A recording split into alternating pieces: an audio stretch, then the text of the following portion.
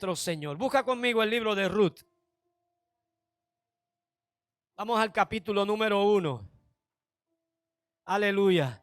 Y mientras usted busca la palabra del Señor, vamos a orar por las ofrendas y los diezmos que ya han sido depositados en la canasta que está a la entrada. Amén. Así que si alguno todavía no lo ha hecho, puede pasar donde está nuestra hermana Luisa y ahí depositar su ofrenda, depositar su sobre de diezmo. Señor, gracias te damos por las ofrendas de hoy. Gracias por la bendición que nos has dado de poder traer los diezmos al alfolí.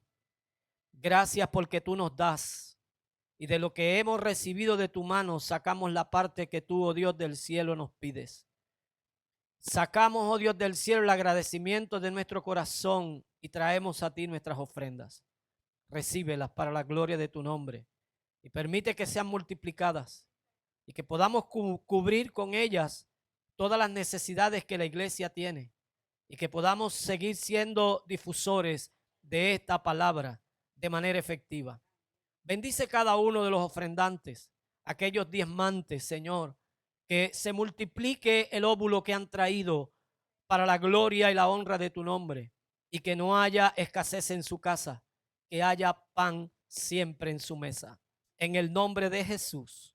Amén y amén. Gloria al Señor. El libro de Ruth, la historia de Ruth es una historia tierna. Yo no sé cuántos han leído este libro. Pero en este libro se encierran tantas cosas. Inclusive, este libro es mesiánico. Aun cuando usted no le pueda ver lo mesiánico de este libro, cuando usted le pide al Espíritu Santo de Dios que le revele la interpretación de este libro, usted va a encontrar que este libro habla de Cristo y de la relación que Cristo tiene con la iglesia.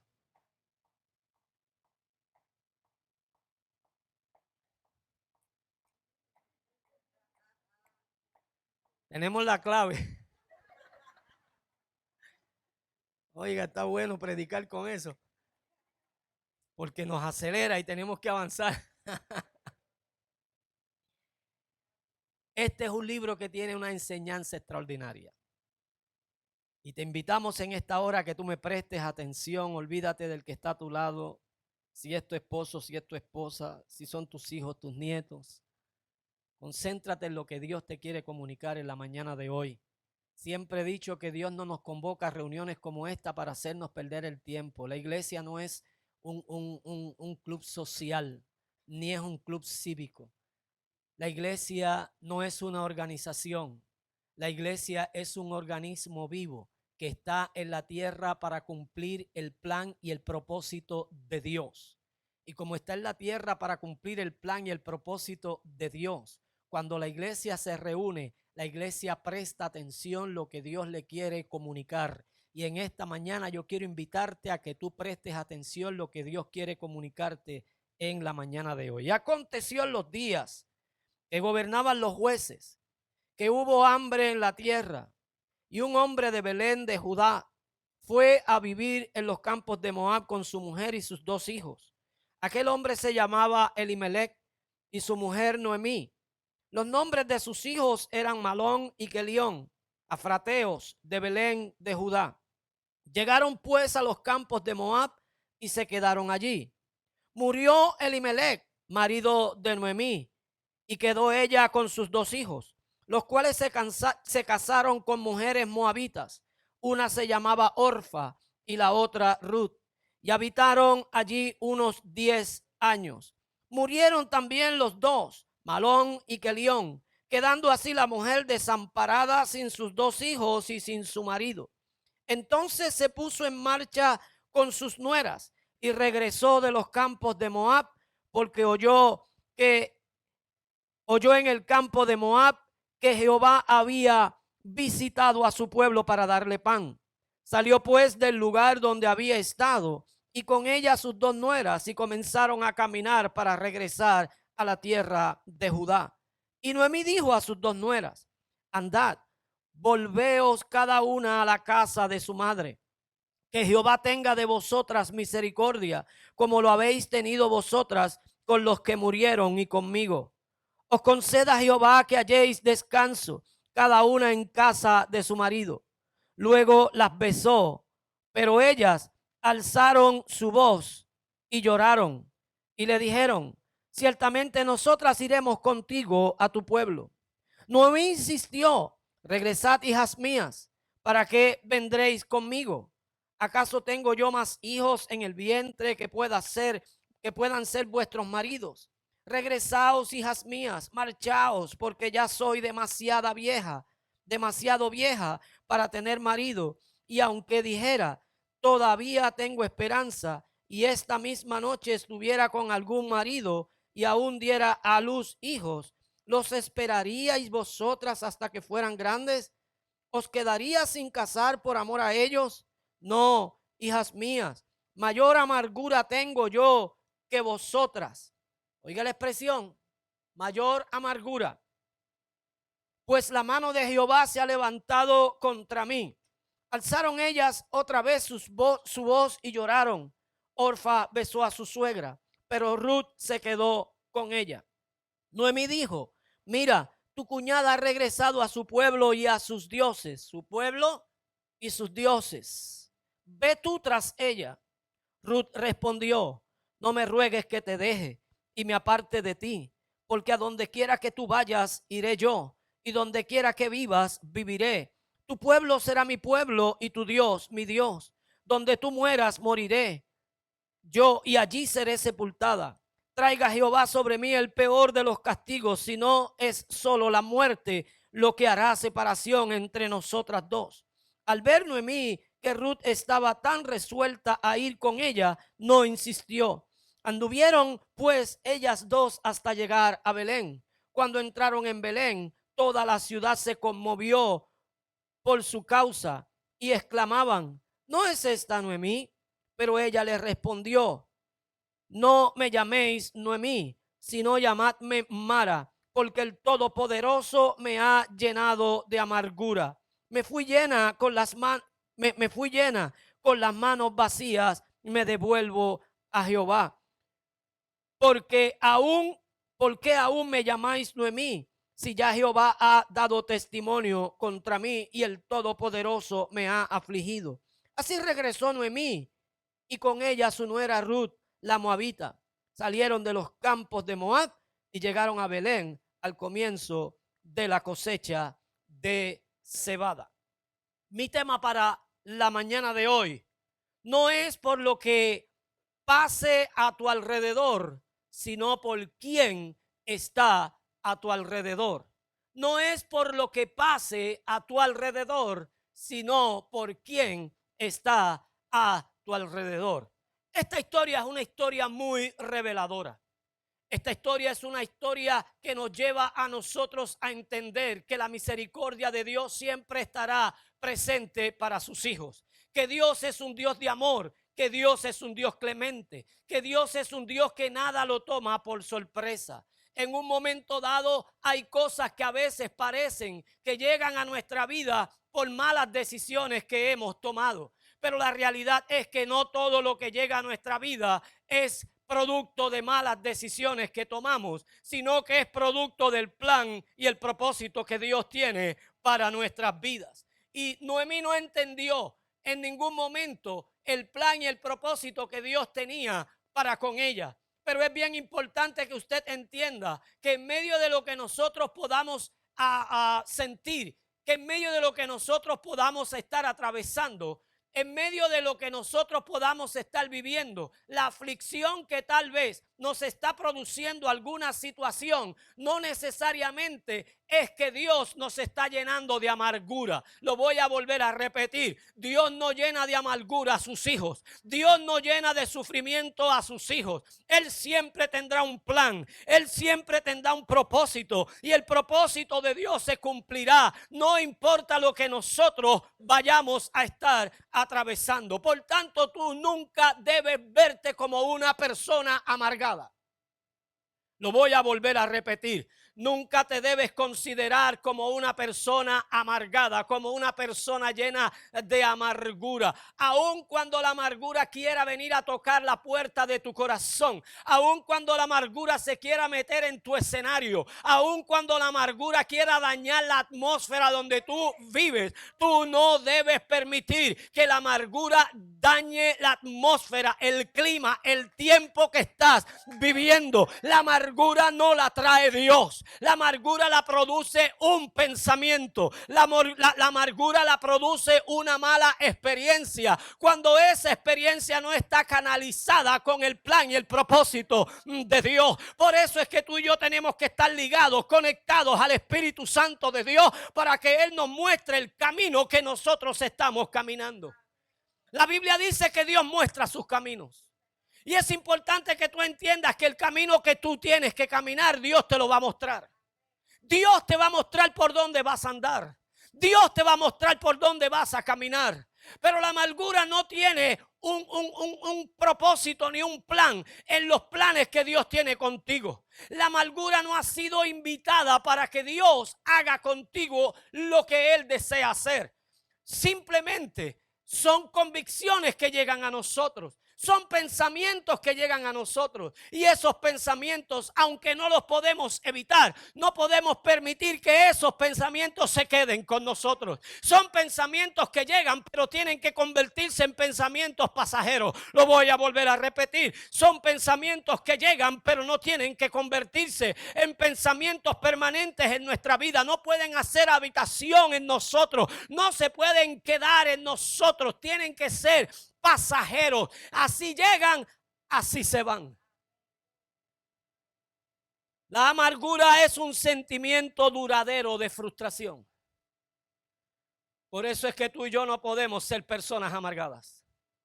Porque no podemos tener un pensamiento duradero de frustración.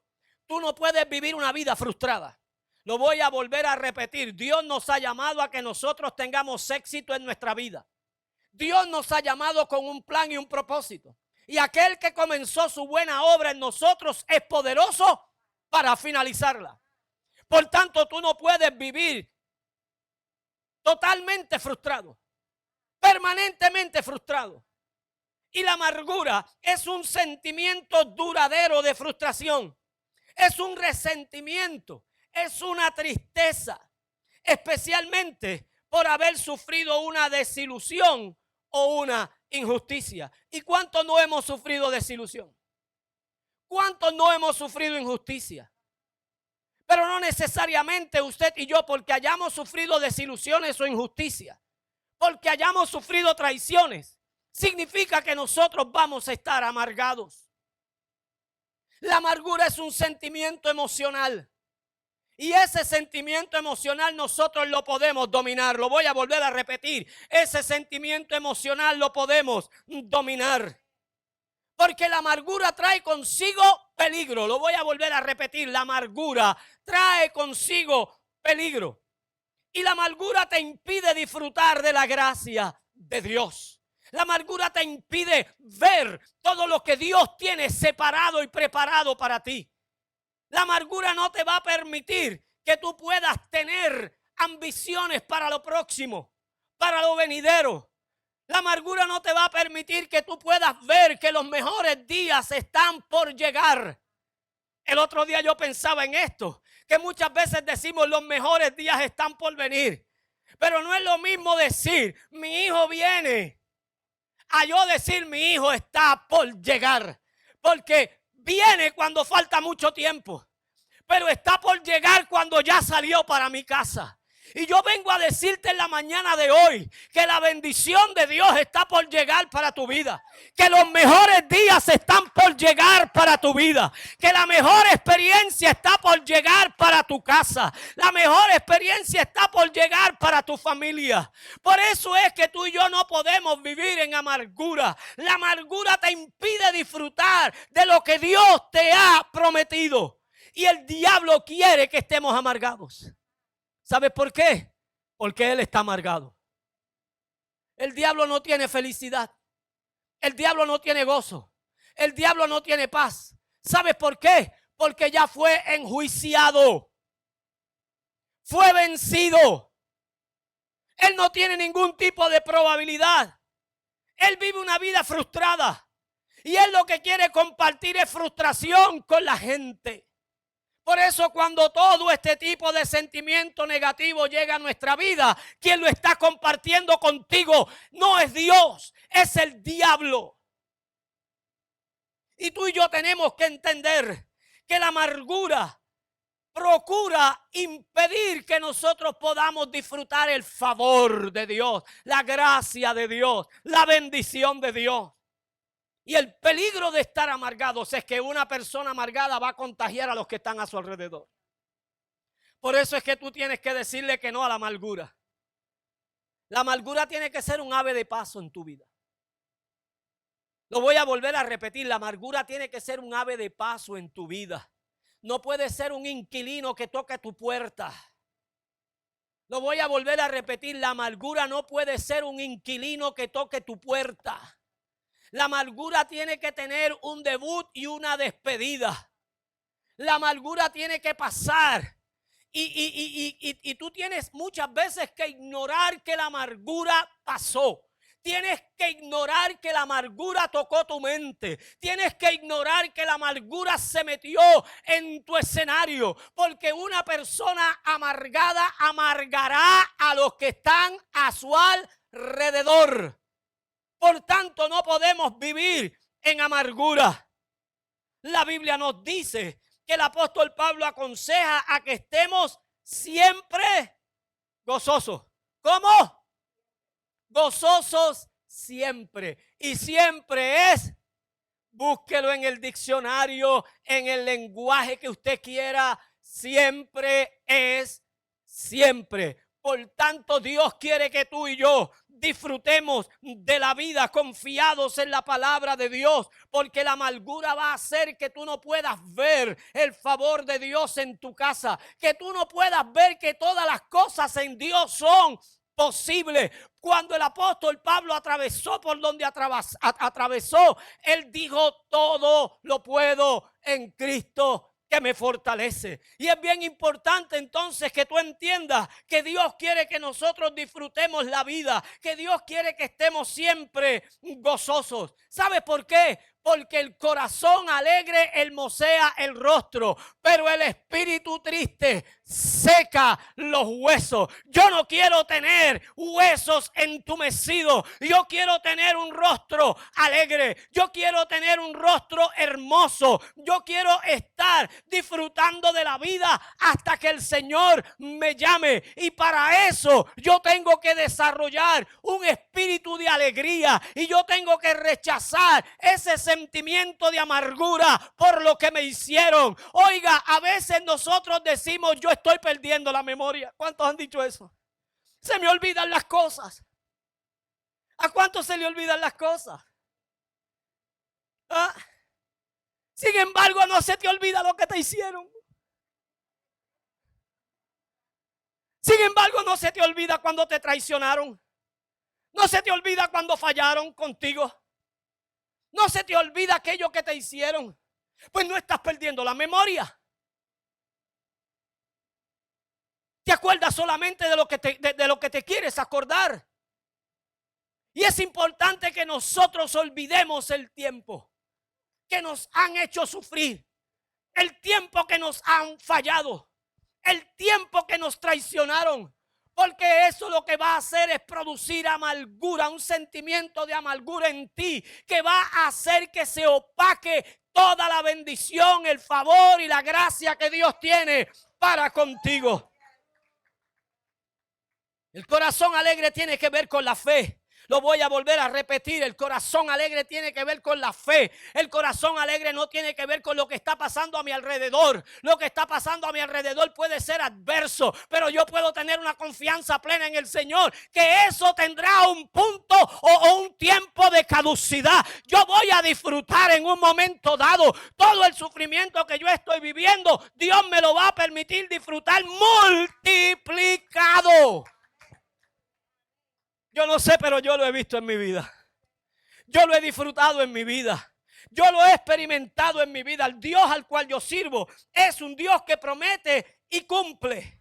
Por eso tienes que vivir, no por lo que estás pasando, sino porque Dios está contigo y no te va a dejar en medio de lo que estás pasando. Por eso, una persona amargada la mayor parte de las veces quiere estar sola.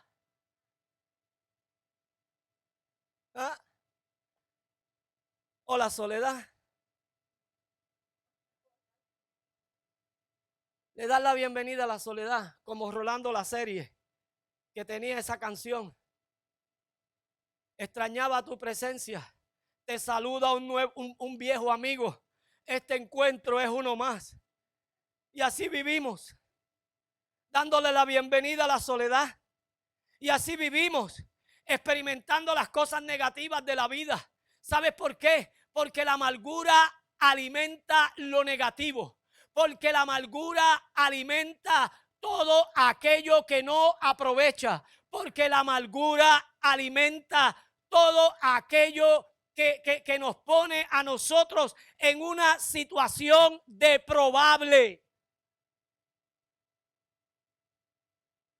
Y cuando la persona está amargada, experimentando amargura, no quiere tener relación con nadie, quiere estar sola. Esto le pasó a Noemí. No, yo no quiero que ustedes estén conmigo, mis nueritas lindas.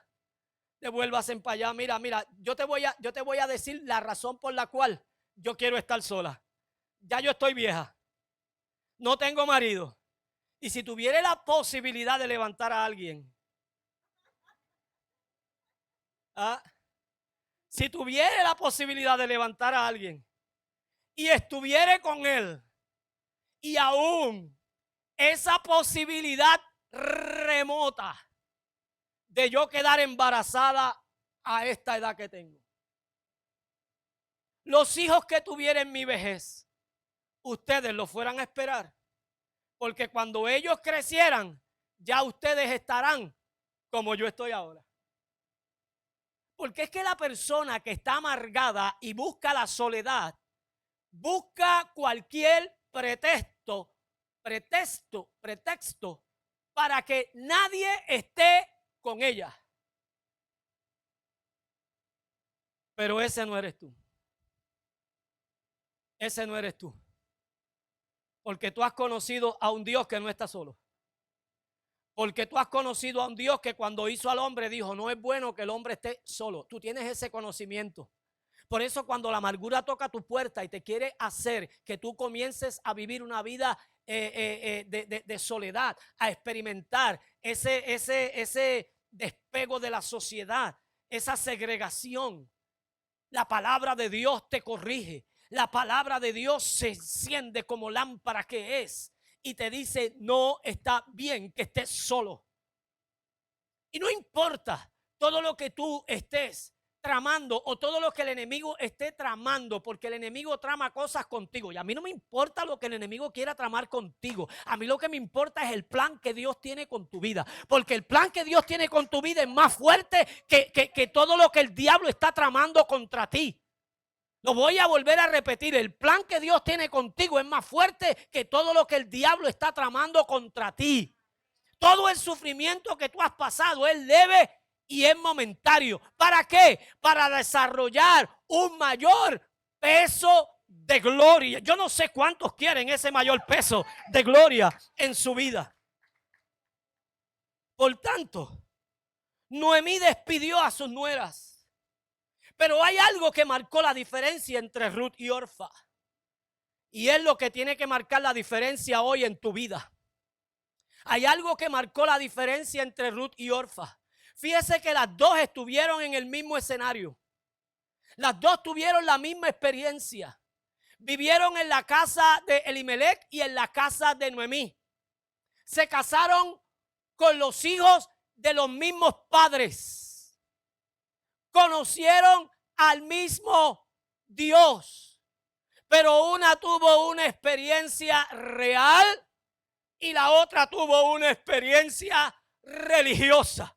Vamos a dejarle a Enrique Iglesias su experiencia religiosa y vámonos nosotros a buscar una experiencia real con Dios. Usted y yo tenemos que entender que cuando Dios toca la puerta de tu corazón, cuando Dios quiere meterse en tu mente, cuando Dios quiere meterse en tu hábitat, cuando Dios se quiere meter en tu metro cuadrado, en aquello que tú dominas, en aquello que tú manejas, en aquello que se ha convertido en tu escenario, Dios quiere hacer cosas grandes y maravillosas, porque Él se va a revelar a tu vida para que tú tengas una experiencia poderosa en Dios.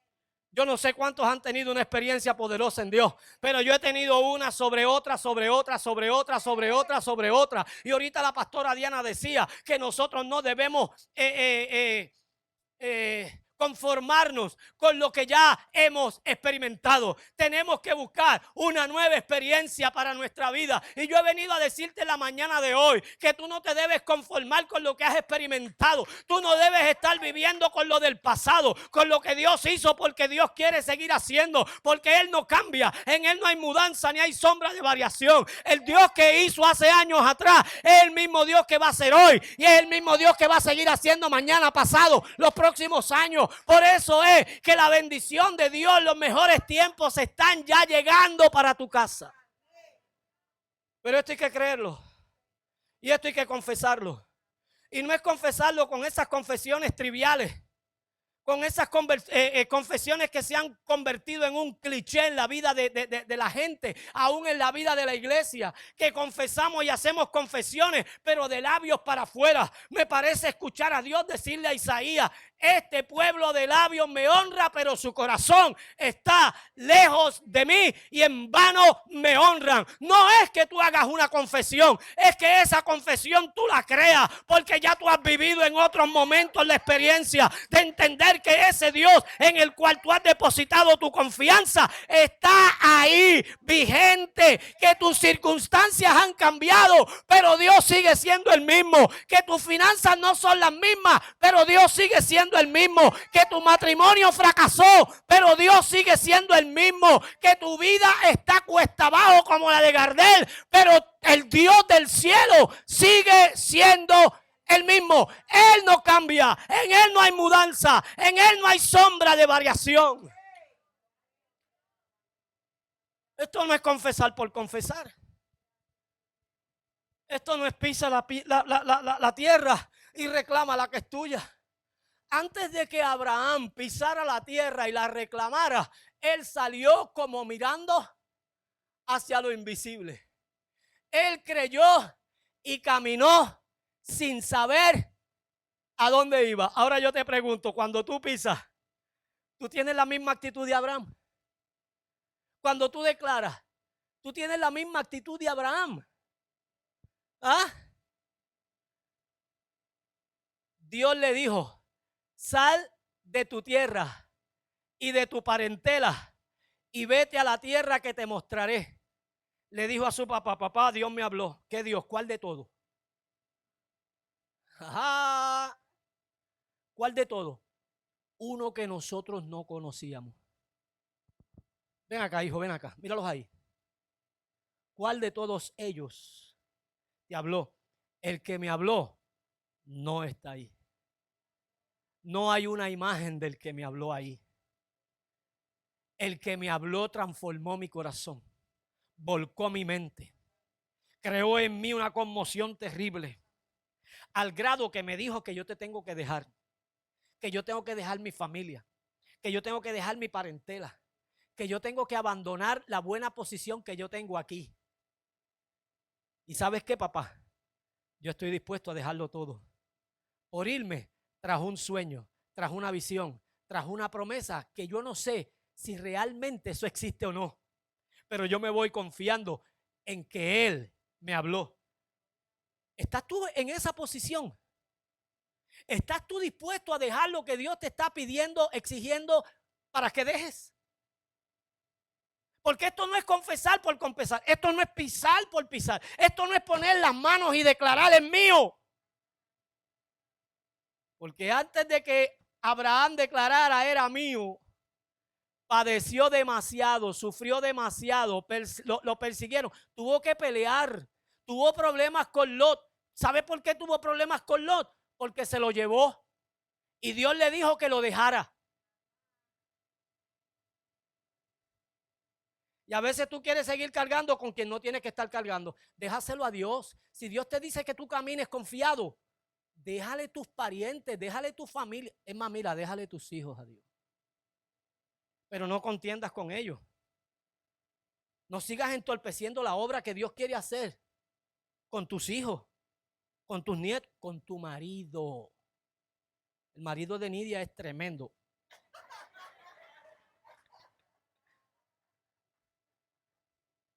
No le da problema para nada. Pero déjaselo.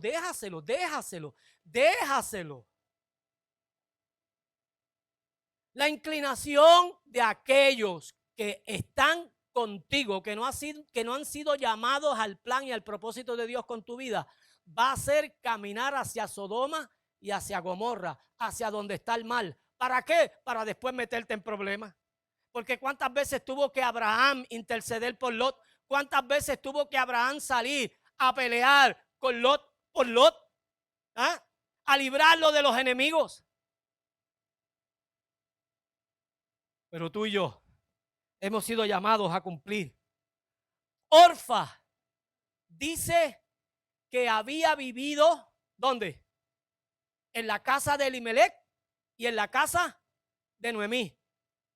Conocían la forma de adoración de Elimelech y de Noemí. Sin embargo, Orfa se volvió ¿tras quién? Tras sus dioses, aun cuando había vivido junto a una familia que servía y conocía a Dios. Tú tienes que tener mucho cuidado. Que no tengas la actitud de Orfa. Tienes que tener la actitud de Noemí. Porque Noemí estuvo dispuesta a ¿qué? A rechazar, a dejar. Ruth estuvo dispuesta a dejar todo por el Dios que había conocido. Porque puede ser que como Orfa tú conozcas a Dios conforme a como tú te lo has imaginado. Pero Dios no quiere que nosotros lo conozcamos como nos lo estamos imaginando. Dios quiere que lo conozcamos tal como Él es.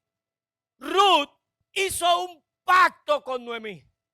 Aun cuando Noemí insistió, vete hija, ya Orfa se fue tras sus dioses. Vuélvete por ese camino. Yo no sé qué camino es el que tú estás tomando, pero Salomón decía que caminos hay que al hombre le parecen que son rectos, pero el fin de ese camino es camino de muerte. Y el enemigo nos pone a nosotros muchas veces a escoger caminos y nosotros estamos caminando por caminos que no son los caminos correctos. Y a veces arrastramos nuestros hijos, arrastramos nuestra familia a la maldición del camino, no a lo que Dios quiere que experimentemos.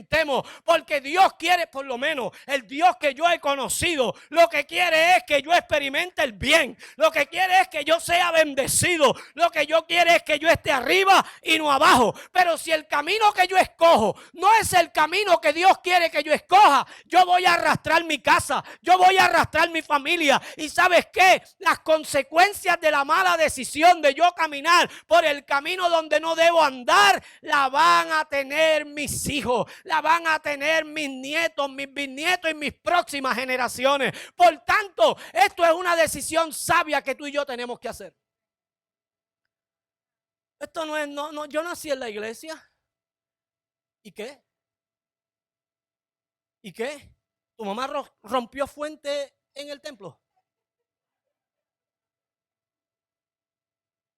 ¿Tuvimos que llamar a los paramédicos? Luisa, que es enfermera, fue la que te asistió en el parto. ¿Qué es eso de que yo nací en la iglesia? Porque lo que yo he entendido es que nosotros tenemos que nacer del agua y del espíritu. El agua es la palabra. Tenemos que nacer de la palabra, de lo que la palabra dice. Y tenemos que nacer del espíritu. Cuando hay convicción, cuando hay llenura del espíritu, hay convicción de palabra.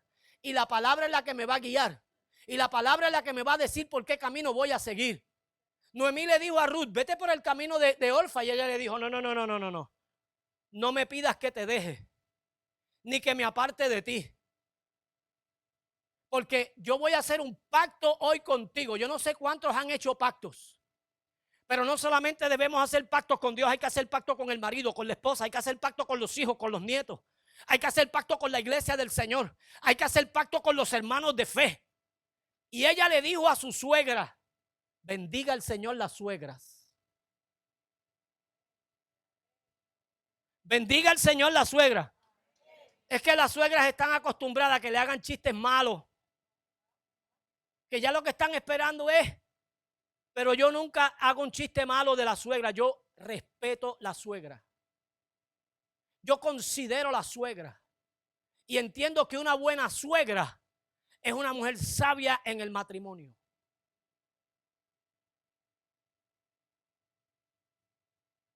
Y Noemí le dijo a su nuera. Y la nuera le dijo, yo voy a hacer un pacto contigo. Haz un pacto con tu suegra. Haz un pacto con tu suegra. Aquellas que tienen sus suegras vivas, hagan un pacto con su suegra. Si es una mujer sabia. Y si no lo es, ore para que Dios la convierta en una mujer sabia. ¿Y sabe qué? Ella le dijo, yo voy a hacer un pacto contigo. Así que no me ruegues que te deje ni que me aparte de ti. Desde hoy en adelante, donde tú fueres, yo voy a ir. Donde tú mueras, ahí yo voy a morir. Tu pueblo será mi pueblo. Donde tú vivieres, yo voy a vivir. ¿Y sabes qué? Tu Dios será mi Dios. Olvídate de los dioses que Orfa siguió. Yo no voy tras esos dioses, porque yo conocí un Dios mejor que aquellos que yo conocí en Moab. Yo conocí un Dios, yo no sé el Dios que tú conoces, yo no sé el Dios que tú has conocido, pero en medio de todo, lo que había experimentado ella era que había conocido a un Dios bueno, a un Dios bondadoso, a un Dios amoroso, a un Dios justo, a un Dios misericordioso y clemente, a un Dios grande. Yo no sé cuál es el Dios que tú vienes a adorar aquí. Yo no sé cuál es el Dios que tú has conocido, pero yo creo que yo he conocido a un Dios que es un Dios de amor, a un Dios que promete y cumple, a un Dios que cuando este muchacho tenía como 4 o 6 años, los médicos dijeron no pasa de 13, pero el Dios al cual yo he conocido, por eso lo adoro, por eso le sirvo, por eso le sigo. Ese Dios le ha añadido casi 37 años más de vida. Oh, yo quiero que tú entiendas que ese Dios al cual yo sirvo no es el Dios que yo me imagino por causa de las circunstancias que yo estoy experimentando. Yo no sé José, pero cuando a José le dieron la noticia del cáncer en los pulmones que él tiene y que estaba metastizado en los pulmones, ¿cuánto hace de eso? Para 3 años. Cuando me llamó afligido, me llamó llorando, pero él ha conocido a un Dios fuerte, ha conocido a un Dios que promete y cumple. Él me decía, pastor, ¿qué hago? Le digo a mamá lo que estoy pasando. Yo le dije, no le digas a mamá esa mala noticia. Mamá se fue con el Señor, Él todavía está aquí. Por eso yo no sé cuál es el Dios que tú has venido a servir. Yo no sé cuál es el Dios que tú has venido a adorar. Yo no sé cuál es el Dios que tú has conocido. El Dios que conoció Ruth fue el Dios que la llevó a tomar la decisión de abandonar a su pueblo, de abandonar su parentela, de abandonar su familia, de abandonar todos los demás dioses y seguir tras una mujer que la había guiado, seguir tras una mujer que le había enseñado quién era Dios para ella. En medio de la aflicción, en medio del dolor, en medio del luto, Noemí seguía con sus brazos alzados, alabando, glorificando a un Dios que había conocido, un Dios real. Yo no sé si el Dios al cual tú le sirves, como tú no lo ves, te lo imaginas y te lo estás imaginando mal, porque tal vez te lo estás imaginando conforme a las circunstancias que tú estás viviendo. conforme a lo que tú estás experimentando. Y tal vez te estás imaginando el Dios que no es. Pero Dios no quiere que te imagines al Dios que no es. Por eso es que cuando Él llamó a Moisés y le dijo, vete, saca a mi pueblo de Egipto, Moisés le dijo, pero ven acá. Y cuando ellos me pregunten quién me envió, ¿quién le digo? ¿Cuál es tu nombre? Dios nunca se puso nombre. Dios nunca se puso nombre. Y hasta el día de hoy Dios no tiene nombre. Jehová no es el nombre de Dios. Jehová es una interpretación que se le ha dado conforme a lo que Dios es. Pero Dios nunca se puso nombre. ¿Sabes por qué? Porque Dios no se iba a poner un nombre que lo circunscribiera a cierta cosa específica, a que lo limitara, a que no hiciera lo que su poder puede hacer.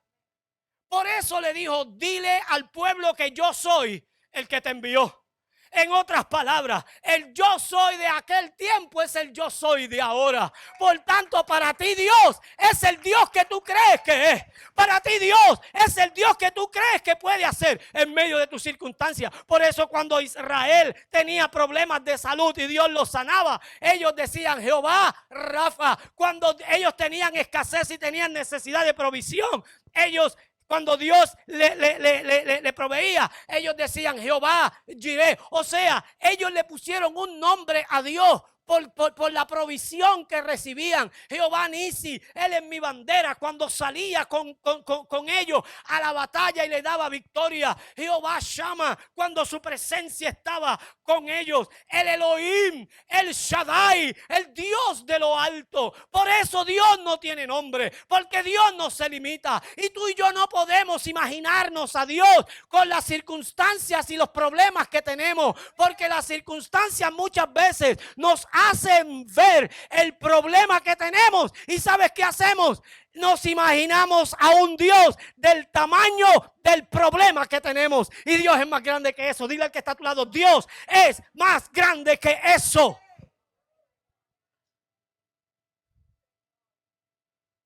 Por eso, tú y yo no podemos caer en el peligro de imaginarnos a Dios. No te lo imagines. No te imagines imaginándote a Dios. No te imagines imaginándote a Dios. No te lo imagines. Cuando Isaías habla en el capítulo número 41, en el verso 10, Él nos dice, no temas porque yo estoy contigo. No desmayes porque yo soy tu Dios que te esfuerzo. Siempre te ayudaré. ¿Cuándo? ¿Cuándo? Y siempre es. Siempre te ayudaré.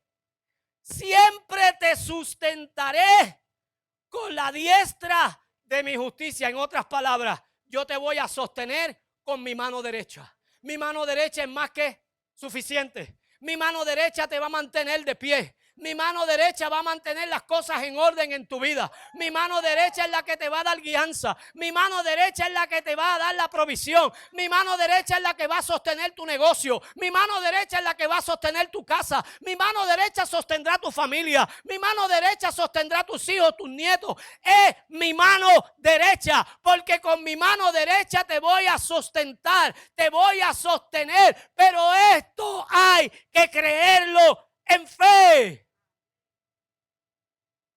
Tú no puedes ver a Dios conforme a lo que estás viendo. Tus situaciones van a cambiar. Tus circunstancias van a cambiar. Tu familia va a cambiar. Tu entorno va a cambiar. Pero Dios no va a cambiar. Dios no va a cambiar. Yo me veo en el espejo. ¿Cuántos se ven en el espejo? Aquellos que no dijeron amén, tengan cuidado que no se estén convirtiendo en mentirosos. Yo me veo en el espejo y yo digo, qué mucho tú has cambiado. Tan hermoso que te cogió Nidia y cómo te tiene. Mire si yo era hermoso, que de allá usted me ve y yo me veo bien. Pero no se acerque. No se acerque. A los 36 años que tengo, todavía me veo bien. Bueno, tengo 36 al GB.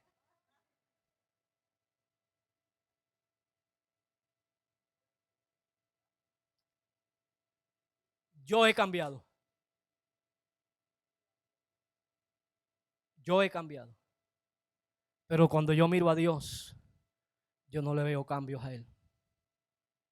Cuando yo miro a Dios, yo lo veo a Él tal como Él es. Él es el mismo ayer, hoy y por los siglos. Es el mismo que sigue haciendo milagros en tu vida. Es el mismo que tiene plan y propósito contigo. Jorge, Dios sigue teniendo planes y propósitos contigo. Yo quiero decirte, el diablo ha querido matarte hace más de 10 años atrás, pero no lo ha logrado. Recientemente te empujó de una escalera de 14 pies. Te dejaron casi como muerto, pero no lo ha logrado. ¿Sabes por qué? Porque el plan y el propósito que Dios tiene contigo, nada lo puede anular. ¿Sabes por qué? Porque el que comenzó la buena obra contigo es poderoso para terminarla. Pero tienes que creerlo. Tienes que ponerte en línea con eso. Tienes que entender lo que Él te está exigiendo. Tienes que entender por la razón por la cual Él te ha librado de todas y cada una de esas situaciones. Tú has cambiado, pero Él no ha cambiado. Tu familia ha cambiado, pero Él no ha cambiado. En tu casa las cosas habrán cambiado, pero Dios sigue siendo el mismo. Y Él dice, porque yo soy tu Dios. O sea, ya no solamente es el Dios de Abraham, ya no solamente es el Dios de Isaac, ya no solamente es el Dios de Jacob. Carlos Maldonado, Él es el Dios tuyo. Olga, Él es el Dios tuyo. Wendy, Él es el Dios tuyo. Liber, Él es el Dios tuyo. José, Él es tu Dios. Luisa, Él es tu Dios. Él es tu Dios. Grisel, Él es tu Dios. Él es tu Dios. Él es tu Dios. Él es tu Dios. Él es tu Dios. Él es tu Dios. El que te sostiene con su brazo derecha. El que te dice, no temas, yo te ayudo. Siempre estaré contigo. Nunca te dejaré. No te desampararé. Él es tu Dios. Yo no sé. Yo no sé. Pero el Dios al cual nosotros servimos es un Dios que nos bendice. Es un Dios que nos bendice. ¿Y sabe por qué nos bendice? Por la fe.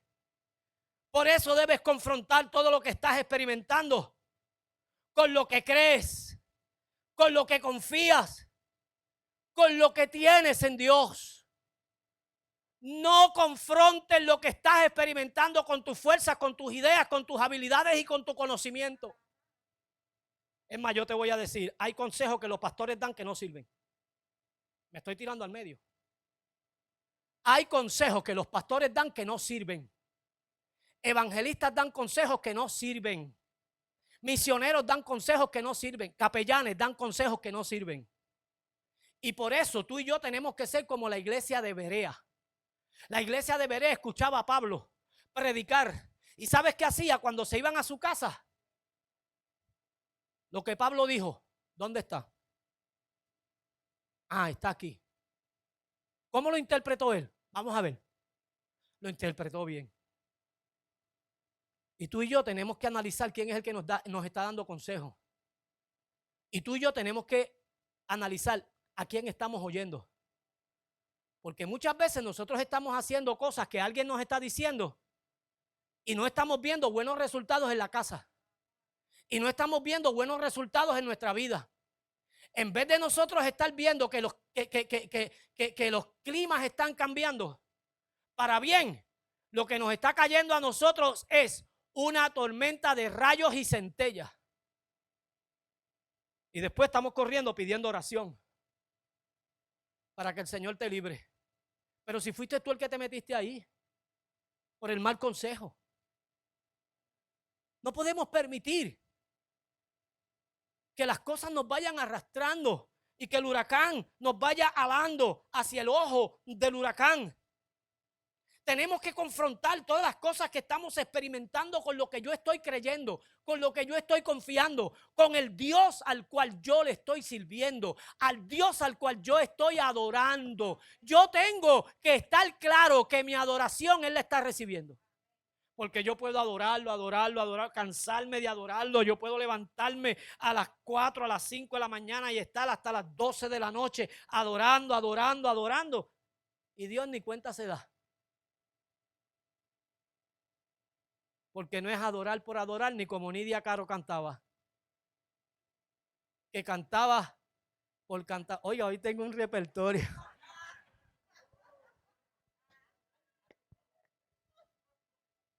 ¿Se acuerdan?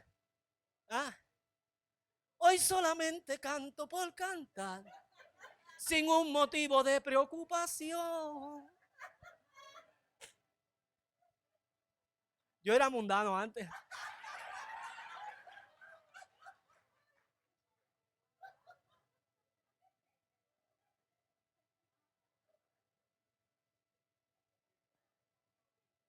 Y todavía lo soy. Si estoy en este mundo.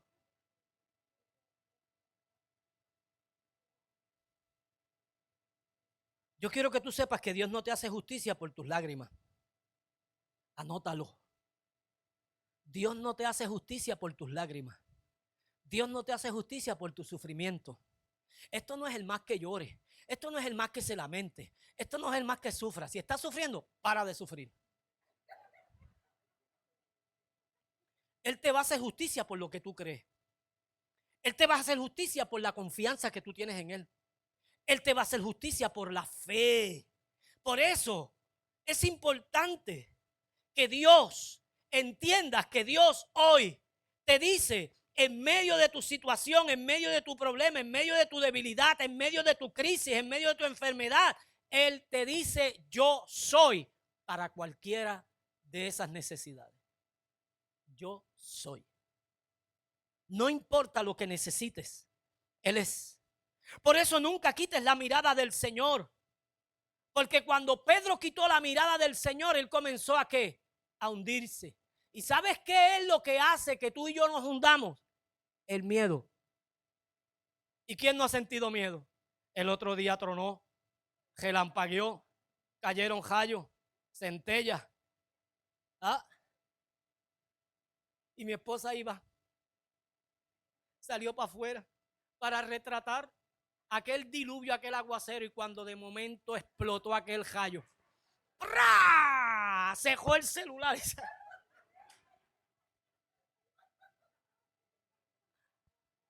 ¿A quién no le ha dado miedo? ¿Quién no ha experimentado miedo?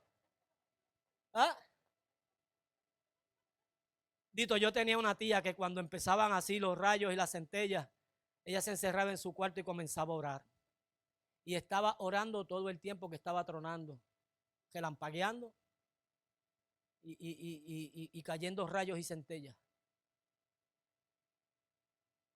¿Quién no ha experimentado miedo? Pero el miedo también tiene que llegar e irse. El miedo no puede hacer morada en tu vida. Por eso es que Dios tiene una palabra para cada día que nosotros experimentemos miedo. El no temas. 365 veces en la Biblia dice no temas. Cuando el miedo llega a tu vida, tú quitas tu mirada de donde se supone que la tengas. Por eso es que nosotros no podemos tenerle miedo a nada. No temeré al terror nocturno, ni a saeta que vuele de día, ni a pestilencia que en medio del día destruya. No temeremos mal alguno, porque tú estarás conmigo. Tu vara y tu callado me infunden aliento. Y cuando Pedro se vio que estaba caminando sobre la mar y miró, y habían vientos contrarios, huracanados, y el mar estaba embravecido con esas olas que viran barcos, quitó su mirada del Señor y la puso ¿dónde? En las circunstancias, y empezó a hundirse. Porque la fe, el miedo atenta contra tu fe. El miedo pone en peligro la confianza que tú tienes en Dios. Y el Señor le dijo, le dice: hombre de poca fe, ¿por qué dudaste? Le tendió la mano, ¿qué? Derecha. Y con su mano derecha lo sacó. ¿Y qué pasó con los vientos? Tus vientos se van a calmar, no importa lo fuerte que estén soplando sobre tu casa. No importa lo fuerte que estén soplando sobre tu vida. No importa lo fuerte que estén soplando sobre tus hijos. No importa lo fuerte que estén soplando sobre tus finanzas, sobre tus amistades, sobre tu familia extendida. No importa los vientos huracanados que estén soplando. No llegaron para quedarse. Tienen tiempo de caducidad. Se van a callar, se van a calmar. Tienes que creer que aquel que comenzó su buena obra en ti, la va a culminar. Por tanto, mantén tu mirada en el mismo nombre de siempre, como decía mi papá. Mi papá, cuando iba a hacer algo, él no decía en el nombre de Cristo, él decía en el mismo nombre de siempre. Mantén tu mirada en el mismo nombre de siempre, como dice Jan cuando llega a casa. Nidia dice: adiós, ¿quién llegó? ¿Quién está ahí? El mismo.